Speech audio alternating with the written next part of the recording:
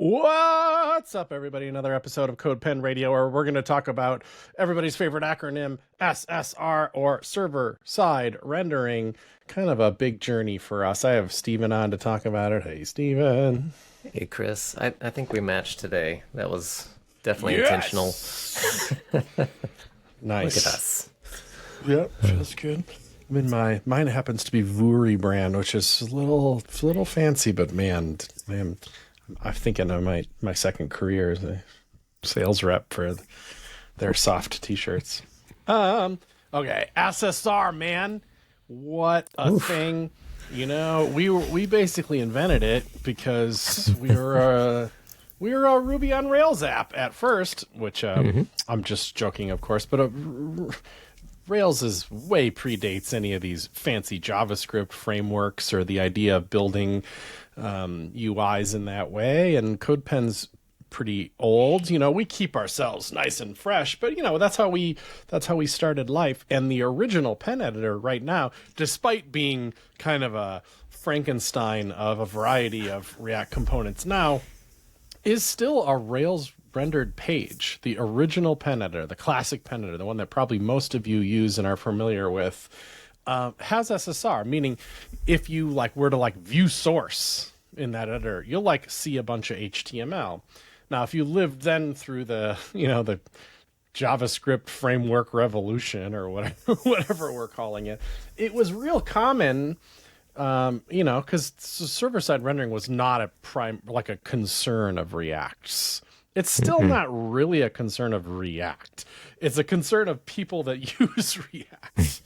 I think it's been a little more baked in with server components and all that kind of stuff lately. That's more a core part of React itself to help these other frameworks are bringing it, and React itself is getting a little bit more involved.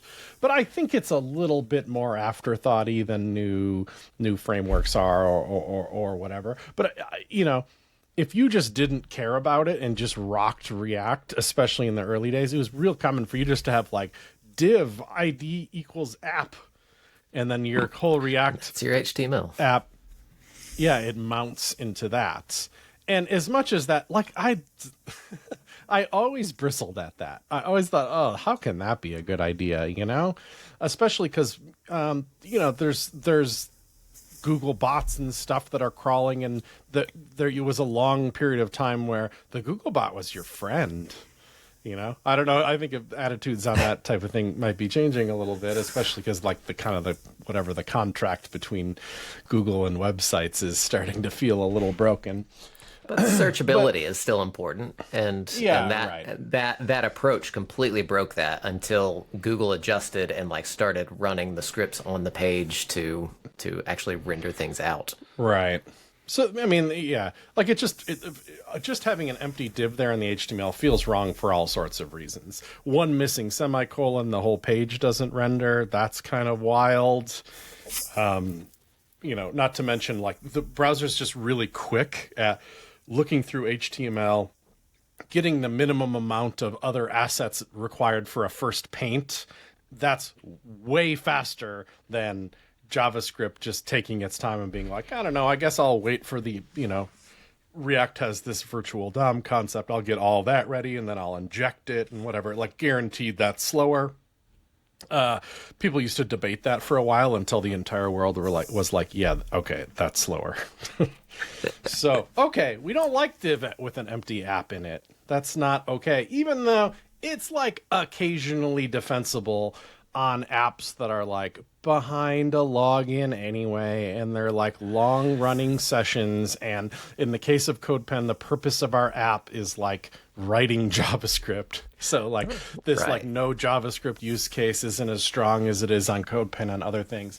But even we're we need to get SSR going. And the reason we're talking about it now is because the new 2.0 editor isn't Ruby on Rails anymore. It's a part of our longer running play towards Next.js, because Next.js just gave we've always used it, or we've always used it after our very first musings with React.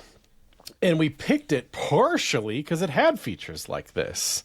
It gave us some additional stuff, but partially it was like, well, Next.js is a very, I don't know, mature framework, and then it has features like this. Oh, okay. So that's SSR. Now, if you go view source on a CodePen page that's SSR'd, it's not just div ID equals app. It's all kinds of stuff in there, and more stuff, and more pages we're doing it. So we're going to walk you through the phases of how we got there and some troubles. And then we get right to the finish line, and we have one of the worst bugs we've ever had in our lives. So that's just a little teaser for later.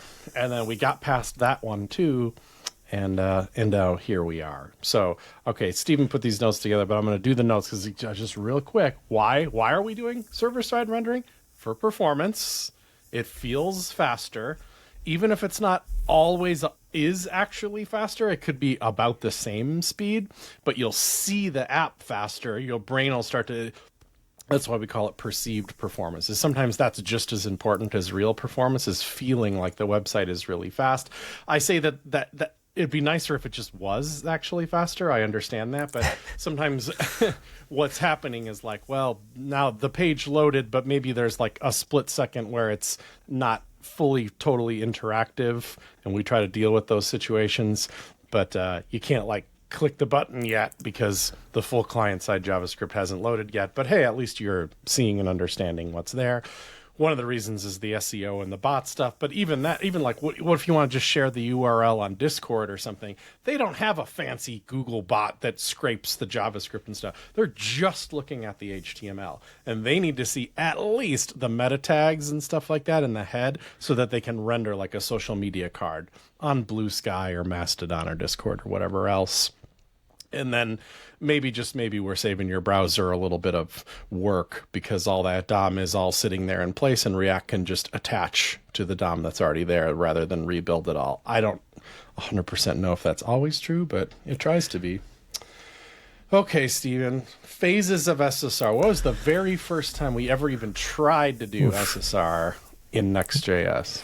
Yeah, so we knew with the 2.0 editor that we were going to need the social card kind of stuff. We needed some meta tags in there, so search engines and social networks could add that in there. So at the time, we were on the Pages router, which was the only router in Next.js.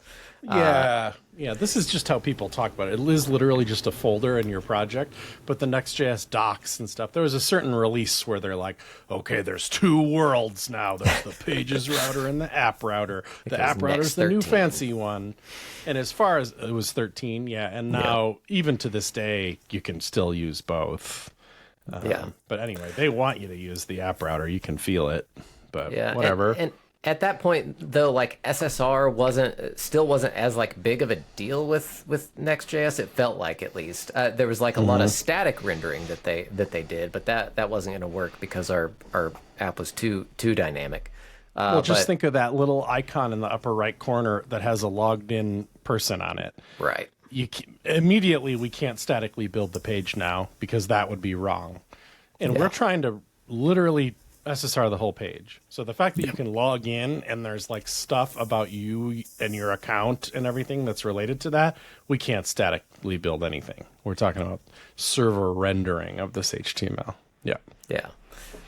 So we were finally able to make that work. The Pages router has these custom like document and app wrappers that basically let you kind of tweak the request and like the overall like DOM structure of like the HTML and the head and the body. You can use that even for client apps too, right? It's just a little level of control you have. Yeah. Right. If you wanted a class on the HTML, like you would have to do it in the document or the app wrapper.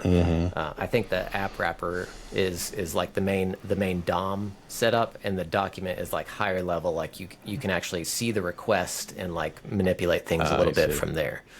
So we got that working. It was mostly straightforward. It still took a while to get into because it's a little overly complicated, but we got the pros. We got the page title, we got the meta tags, and we were able to actually like pre-fill the Apollo cache with some of the like session user information, the pin metadata, like that kind of stuff. So there was a little less work on the client It didn't have to go out and fetch as like much. we have a component that's like output the pro badge if the user's not pro or something as an upsell. Like that needs to be in the thing. So there's a GraphQL query that asks for that. Well, what happens when it's putting this HTML together for that particular user? It's like, well, it doesn't have to like because it's in the cache already, it can just immediately fulfill that response and build the HTML it needs to build. So I think you'll hear us talking a bunch about like getting the stuff into the cache. That means the Apollo cache, so that with the same system that is firing off, client requests, it can happen on the server as well. Yeah, because that's going to affect both the speed and the accuracy of what's being SSR'd. Because if you deliver like a logged out SSR page and then the whole thing has to be rebuilt, logged in once the client initializes, like there's no point to that. So that was a big component of it. But there were some limitations with this. It was overly complicated. The app wrapper and the document wrapper, it's very messy, and you can't have it like individualized per like route. It was just a global one for every page, basically. So that affected things a lot. We had to have like a lot of conditional logic for if we're in the pin editor versus elsewhere, and even at that point, we couldn't server side render anything else. Like for the pin editor, it was still just an empty loading screen. We had like the logo there loading, but the perceived performance was not there for it. Even, I see. Even So it had like the speed meta didn't tags, change. and like that's it, pretty much, right? And everything else was behind this. Yeah. Right. Yeah. Okay. For lots of different and that reasons, was just but the editor. I think we maybe managed to get like the Spark pages, maybe mostly SSR'd or something like that, but we didn't do challenges or what, because it was every new page you try to get this going on had some unique challenges that were like, oh god. Yeah, we definitely stepped along the way, trying different things out. And so the second phase was just that with pin embeds. We knew we needed to update the pin embeds for 2.0. And so we did that. Those had to be SSR immediately, because that's not we can't have client-side rendered embeds. I think that's just like kind of a weird broken promise, Those need to be smoking fast. Like maybe the fastest page on all of CodePen are those embeds. So, yeah. Right. So those had to be super lightweight. It had to be mostly backwards compatible. So like the HTML structure had to be really, really specialized. And with that, like Apollo is super heavy on the client, or heavier than we want to deliver for just embeds. So we couldn't use that directly in the next the SSR for these. And because of the way we were using the pages router and that global document and app wrapper, it didn't give us the flexibility that we needed for embeds to customize those and make those as small as possible. So this was our first foray into the app router of Next.js, which is a little more designed for SSR by default. It kind of seems like it's at least. Yeah, I think if you just use it out of the box, you're supposed to just it's supposed to just be SSR. I don't know if that's the case for us. We're kind of like, complex in a way, but I think that's and we were kind of porting the a lot of promise. old code to that, Right. so it wasn't a smooth transition. But with embeds, we were kind of starting from scratch, and so we couldn't use Apollo, so we used a smaller library, a GraphQL library called Urkel, which just let us fetch the data, and we could do that on the server side and basically render out the entire React tree. With that, we're still asking our GraphQL API for stuff, so we still want some kind of little framework to help us do that, Right, but the framework didn't even have to load on the client. It could just all happen on the server, and that data was populated, and then we had like some specific fetching that was needed for some of the dynamic, like file loading and kind of that stuff. But this got us full SSR for pin embeds, and it was a little bit better of a setup, and it was isolated to its own thing in the app router, so it didn't affect all the other stuff. Yeah, so that was right. We got that going. Those are still just going great, as far as I know. Yeah. So it's a little awkward in that it does have Urkel, this whole other like GraphQL system. So I still don't like it because those packages have been a little outdated and need to be updated. But it's I think we looked at like just writing, template literals with with GraphQL queries in there, like just using nothing. But Urkel was so small that I was like, this seems worth it. But, we could even rip that out. But the fact that it's not even client side is like not, who cares then, Right. Anyway, it's better than Apollo on the client. Right. I think we can get Apollo strictly server side on pin embeds so that we don't even have to load it on the client. But now that it's in the app router, it gives us a little more flexibility to do that. And then there were some complexities with how we do embed themes because those are basically custom CSS for the embeds that change variables for the color or actually load custom CSS. We had to do some tricky stuff with styled JSX and like this registry so that it could actually be injected in the embed. So like the first load of the embed would be properly themed because you don't want, like the wrong background color and stuff coming up on those. Right. So even that's server side, but it's just, it has to take a bunch of database stuff because a custom embed theme is just like some values in a database, not to mention an arbitrary URL of other CSS. And so we kind of server side smash that all into a chunk of styles and so that it can SSR into the theme. Oh yeah. That was messy to figure out, but now that it's set up, it's fine. It works great. Yeah. The third phase from there is we started to use the app router more. We migrated a few of our like more static pages over to the app router. And sometimes with the idea being like, this should be easy. But you do that on purpose so that you're not, I don't know, biting off too much. We did this with the API, remember? We're like, let's just make the about page render with the new API. And if we've done that, then we did it. We're like, we've shipped the new API in production. This is years ago. But for whatever reason, we like to pick the about page. I think we picked the about page here too, to be like, well, let's get that thing fully SSR'd. Right. And then we've done it and we can follow that math for the other pages. Yeah. And it still was challenging because we had to set up Apollo in this kind of new setup. It wasn't the same as the pages router. We had to still like fetch and pre-fill the cache a little bit. But at the time, Apollo didn't have like any Next.js integration or anything like that, especially for the app router. So it was all kind of custom, and we had to just figure it out along the way. There was also a lot of issues with like shared components because we have the Rails rendering, we have the pages router, and now we're adding in the app router. And it's a lot stricter about like what's server rendered versus what's client rendered. So there's restrictions on like what kind of hooks components can use. So we made these like utilities for like checking, is it a server side render or is it a client side render?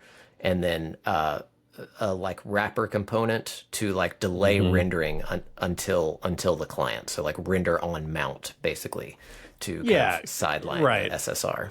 Isn't this the kind of thing that got us out of like the avatar in the upper right corner? We could have just said just deal with that later, Yeah. I don't think we did actually in that case. But, right, for the user in the cache anyway.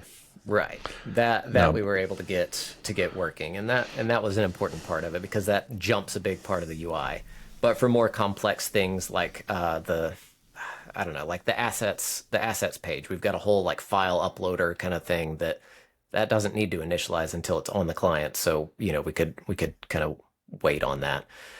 Yeah, because the time to generate the server response matters too. Like it's faster than the client is, but in a way, just lazy loading stuff is like, you're pushing it to the client, but you're also just saying like nobody should worry about this until the user sees it, and that kind of can be the way to go there. And then once you've said only the client deals with this, then even the client is dealing with it until it's visible and stuff, which is kind of a strength of React, really. Yeah. Okay. Cool. So now we're rendering like whatever the about page and like these like the challenges and the Spark pages that are part of our site but are not quite as dynamic as the editor are like fully SSR'd, right? Yeah. With Spark, about the create page, I think even like the shared pages, we were getting SSR'd, and that was working pretty great. Internally, we consider it a win any page we port over to this, because it's like getting them all in the same place is just nice, you know. Yeah, but notably the 2.0 editor and the challenges pages were still not able to work in the SSR setup. So the fourth phase was finishing off the app router porting of the editor and challenges. Like pages router's totally gone, just app only. Right. Mm-hmm. Right. Yeah, we completely killed that off in phase 4. Apollo finally came out with a Next.js client integration library that allowed for a little bit better setup on the server, so that you could have a proper isolated server client instance per request, so that there was no like data leaks or anything like that between multiple requests. We had a good setup for that before, but it was still custom and kind of awkward. So the Apollo integration was at least a little more documented and easier to work with. Yay! Right. Jeez. And that finally got us out of the pages router, and so everything was all app router. And it was a little bit faster. We were able to get parts of the editor UI SSR'd, but we still weren't able to do the whole thing. We still the editor's like the final boss, right? Like that thing right. Crazy. We did have to, like, it required a complete rewrite of how we initialize pins in the editor on the server. Like we do a lot of cache manipulation. All the Apollo cache data for the pin is kind of set up on that first load. So we moved all that to the server, so the server was able to like get all the pin version data and like all that stuff set up and ready to go. But it required updating a lot of things to make sure that it could work on the server and on the client. That was a long process, but we got there. Yeah. And so app routers for everything, and then what we're in the last final phase is like maybe we can SSR the entire editor. And I think like the reason we are pushed a little bit towards it is because we are so pleased at this point, even with the editor as it was, even with a little bit of loading spinner stuff here and there. You know, maybe like the header was loading, but it was or footer and stuff like that. But there was still header, a loader. like the sidebar, like the icons at least. We got that, but we couldn't render anything else because the like state of like what tabs are open, what files they're viewing, like the preview, like all that kind of stuff. We stored that in local storage on the user's machine, and the server doesn't have any access to that. So if we didn't bother with that, then there would be so much layout shifting. Like it wouldn't be much of a point to doing the SSR of those it might elements. feel worse actually. It might the SSR will render and then the client will be like, whoa, it's all different now. Yeah. That's no good. So but it we was wanted to like avoid that. We were watching the performance of all these pages all the time, right? Because we like literally care about that, and it's good news all across the board. The new editor, as it was sat right then, was smaller and faster than the old editor was. But it does feel a little different because it's just different technology loading in and like different paths through which resources are loaded and rendered and all that. And because of the spinner and stuff, and you know, it's not like we tested from every single geolocation on Earth with every single possible VPN complication and stuff like that. But there was some feedback from some people saying like it feels slower to me. Like the new editor just feels slower. And we're like, it's not though. Look at the numbers, you know? Yeah. But it was sufficient motivation for us to be like, what if it rendered instantly though? Or like definitely just as fast. You know, if you're looking at some film strip loading view of the editor or something, the time in the old editor and the new editor for dropping stuff on there is like way sub 1 second, you know, just there's the UI, rock and roll. What if we could do that? Wouldn't that be awesome? That hardcore final boss mode, can we fully SSR the whole editor? And you took that on as the last thing here. Yeah, well, this was a group effort, you and I. The fifth phase of like the full editor rendering, we had to port all of that local storage data that was just stored on the client or just stored in the browser. We had to store that on the server. So we had to, you know, make a new database table. We had to make all these new APIs for sending that and syncing that and all that. But once we did that, we were able to actually fetch that data on the server, and we could do this like instant loading of the 2.0 editor with the correct layout, the tabs you last had open, like all that state is synced now between sessions, between browsers. Like that was a huge. So some of this local storage data, which we did on purpose because, you know, they tell you, you know, don't prematurely optimize stuff. And it was a perfectly fine place to keep that data for a while. I think we probably even had comments in there that was probably like, yeah, we should probably put this on the server at some point, or, you know. Well, we knew that was kind of the end goal with it. We wanted to sync that, but it just wasn't worth the API investment at and this, we've always had point. This complicated. I bet there's a podcast on this about how complicated the idea of is like, all right, you have defaults of how an editor layout should look. Now, you know, if you're listening along, picture here, you know, you got the preview open, but the preview could be closed. Then you have the HTML, CSS, and JavaScript open, which are now index.html and style.cs. Those files are now equally split in, you know, basically 33% things, and they're on the left and all this information. But let's say you're working and you hit save and you're like, I just need to refresh for whatever reason. You know, you don't probably have to, but people have weird muscle memory. Shouldn't the page look exactly as you left it when you hit refresh? Yes, it should. So we save that information. Let's say you closed the script.js file. Now it's just index.html and style.css left in there 50% each. Or you made the HTML a little bigger. It's actually 80% of the screen. We put all that information in local storage. So now there's the defaults and there's local storage. Well, we also support URL parameters too, and that's on purpose because if you want to like force it. So that actually overrides both the defaults and the local storage because that's like, it's in the URL. It's like firmly fighting it, you know? And now we're like, we should have it in the database too. So anyway, we got rid of local storage just to decomplicate things because you don't need it anyway. If you got it in the database, it's just as good of a place to store it anyway. URL parameters still win, but you know, just imagine like kind of the complication of all this. It actually gets a little bit more complicated, but I'm gonna save you from that a little bit. Anyway, but also you don't have URL parameters, and you didn't even have local storage for everything. Because there's a lot, actually. And now imagine one that I don't think we're doing yet, but it's kind of on our list of something that we want to do. At least I want to do it. Is you probably do too, the code folding.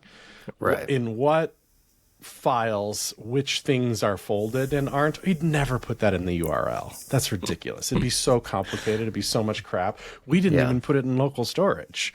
It just, you know, you have to kind of like design the shape of the local storage, and it just felt like too much. Yeah. But in the database, who cares? Just dump it in there. It's still semi-complicated with async collab because, you know, the file can change while you're gone, and then you come back, and we have to kind of resolve that code folding if we even can, or if it just gets thrown out. Yeah, that's the kind of thing we'll have to just decide upon. Yeah, like, I don't know. Oh, it doesn't match. I don't know. Abort. Or do you want to try to fix it or whatever? We have weird conversations. Anyway, so some of this work before you even started on the SSR was like, okay, local storage has got to go. So let's get the new DB in place.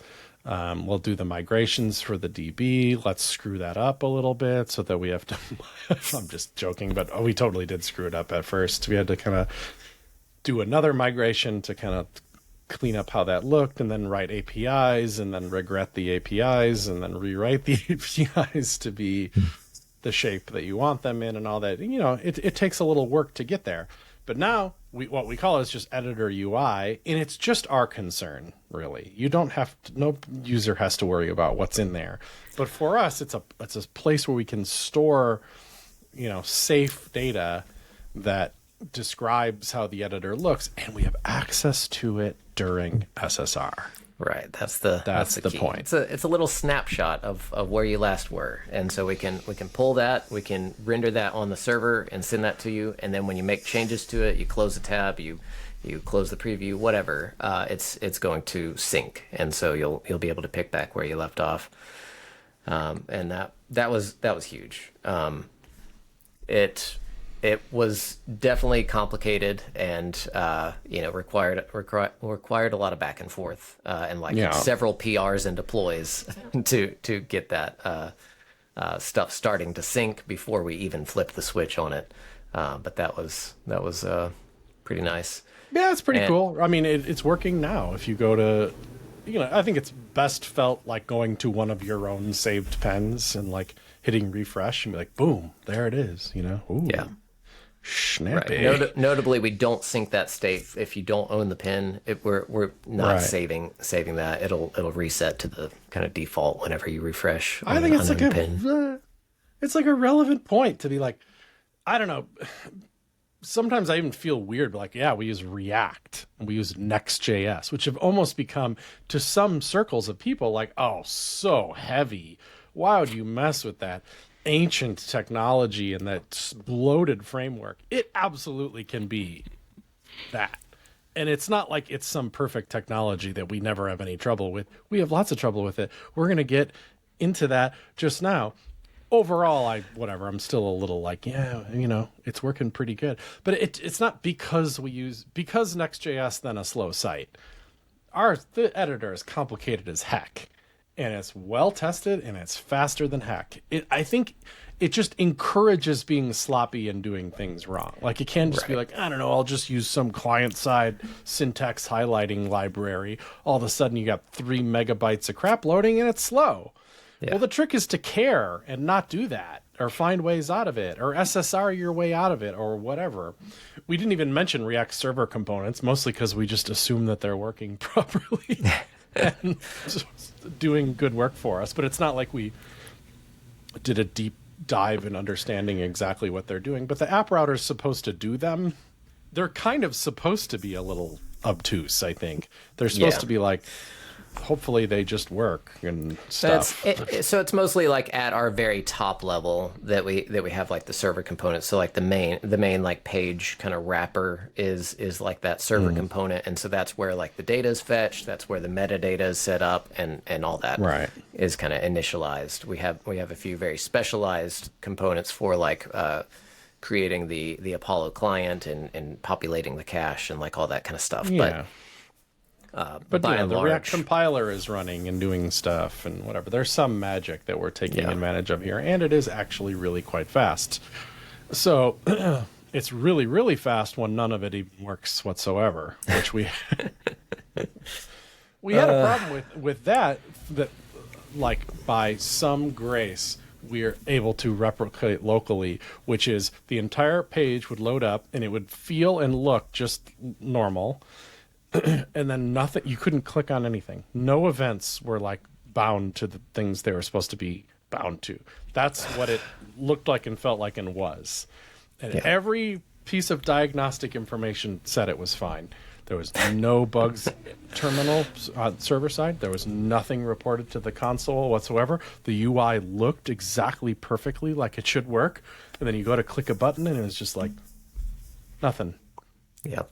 Unbelievable. Silent. It'd be like if you're a front end person, it'd be like you covered the page in an empty div and trapped all the pointer events or whatever. It'd be like pointer events not on the entire page or whatever. That was not it. I checked that so many times to make sure, but that it was all there. If you like manually inspected things, like you could still click them, you could still find them in DevTools. Like it was all there.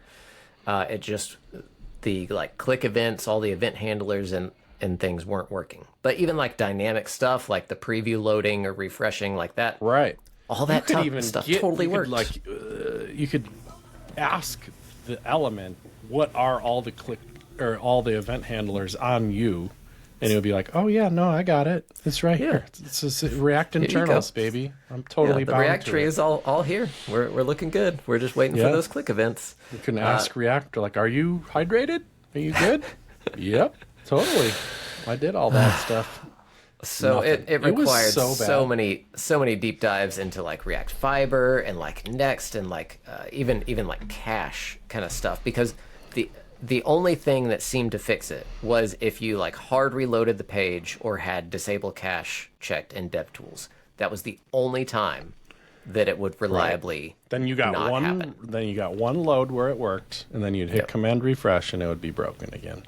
Yeah. Which was crazy. So you're like, obviously cache is the problem, or React server components are doing something differently or whatever, or some headers are wrong, or I don't know, And I think in the end, there was some of that stuff wrong. Right. So one of the fixes for it that seemed to solve it for a while was adding a vary header to the JavaScript requests. Vary except encoding is the exact value, and what that's supposed to do is like help match up the hash of the file to the caching, so that when the file changes, it is properly removed from the cache. And the point of that was to just like help ensure that we're not like dealing with multiple versions of React from different deploys that maybe happened, and that worked for a while. Like during the like phase 4 of our SSR, like that fix worked. But then as we got back into the deeper SSR rendering of the editor, it just came back inexplicably. I was working on development fine, and then deployed it, and suddenly it stopped. And so we had to roll back deploys. We had to dig in. Finally, it was starting to happen on development as well, so we could it was nice to know that even the rollback even worked, because we weren't even sure that it would work, because the problem seemed like any of the stuff that we pushed out, it was like, are you sure it was that? Because it just didn't feel related. I felt like almost something else was wrong. Like, because we knew headers could be part of the problem, you're like, well, maybe headers got screwed up again. And the problem isn't any particular PR. It's like the headers being wrong at like the, at the CDN level or something like that. Right, we've got Cloudflare on there, so maybe Cloudflare's interfering, but then we were replicating it locally, so, that that's isolated why that was huge. My gosh, we'd probably still be working on it if it wasn't replicatable locally. That just meant the headers were fine, and RSCs weren't being messed with or anything like that. But yeah, it did have something to do with React Fiber, though. It had some kind of like, React Fiber has like a root or something, and right. So the issue that we finally tracked it down to is we do have some like other React DOM instances that get rendered at some point in the rendering of the editor UI. Mostly just like render out some pieces to static HTML that we can use within other client-side libraries that are running on the client. But the problem is, whenever the load was cached, those React DOM instances were getting created before Next.js had properly hydrated and was like registered as the main React DOM root. And so React and Next just kind of got their wires crossed, and React was treating one of these little React DOM instances as the DOM. And so all the Fiber, like event handlers and all that, were mounted to this nonsense, useless React DOM instead of the primary Next.js DOM. Yeah. And there was no warning about that. No, there's nothing that tells you those wires are crossed or gives you any kind of error. It just happened silently. Which, of course, part of me feels like that's so wildly unacceptable, and there needs to be better stuff for that. And partially like, oh, what a weird problem. Like, how would it know? Like, it just found a React DOM and they're bound to it. Surely like it's they can supposed give to. some kind of identifier, to the instances where it can tell, like, this was the SSR for this. But I don't know. Ultimately, we were able to just kind of delay the creation of those React DOM, those extra instances, so that Next was fully hydrated, fully initialized, React Fiber was mounted, and all that, and then these instances were created when they were needed, and magically it just worked. Yeah, I mean, it's bugs like that where you spend literally days that you're like, this is something else. Like, I don't even know what to say about that. Like it was at least a week AI of dev helpful time. a little bit, yeah, but we also needed, there was just lots of testing, and like it just, I don't know. I guess if you're worried, do we still need developers? I think we do. Yeah. Because getting out of this one was just an incredibly difficult hole, that had all the elements of things being hard, lack of documentation and lack of diagnostic ability, and is it DevOps? Is it client? Is it is it the tooling? Like what's going on? Yeah, it definitely needed some human beings giving it their all to get through this for sure. So we got through that. That really sucked. Yeah. And it makes me feel like, I don't know, if anybody out there's like, you're not using Svelte kit or whatever, you're like, yeah, maybe we should be, but too late, Should have been in that conversation 7 years ago. Yeah, totally. Yeah. When we all go work at Anthropic, we'll use our infinite tokens to do that. It's going to be great. Yeah, anyway, so we're kind of done with SSR for a minute. We did the very hardest thing. Our main, I don't think there's any page that we're not SSR'd on now. So it's just like, okay, just let it be for now. We have the setup. Woo! Good job. Let's do something else now. And if you still think it's slow, you're wrong. Send us like your network logs so that we can see what you mean. Yeah, man. I want to just feel what you feel,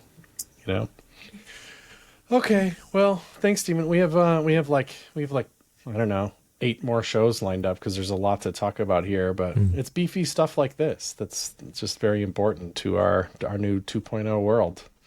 Yeah. Okay, see you next time. Later, y'all.